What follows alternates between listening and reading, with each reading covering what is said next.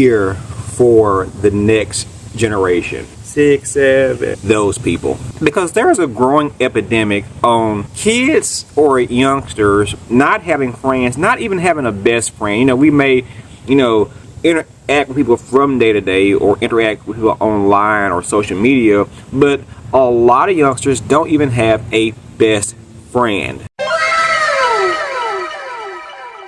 And while I'm not the person that, says that, oh, man, you have to have a best friend or friends to go about life. I think the older you get, when you're busy with family, with work, everything else, who has time to hang out? But it's something to say that we grow up from our adolescent up into our young adult years and we don't even have a single best friend. And the issue with mixing weed into that is that we get content with not having friends and become content with being alone. You are not alone. And as people, we do need human interaction. We do need day-to-day friendships. Now, I don't believe you will have probably 10 best friends in your life, but kids don't even have one best friend.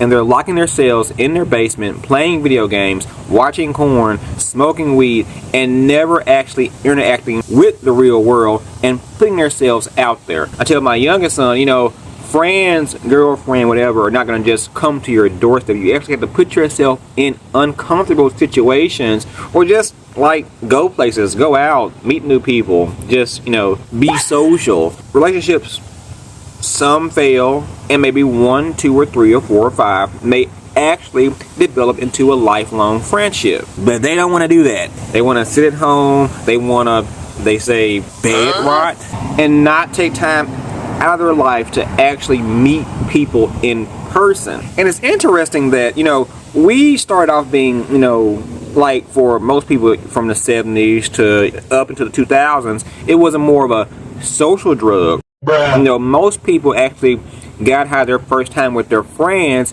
and you tend to have stoner friends and it becomes a pastime amongst your own group.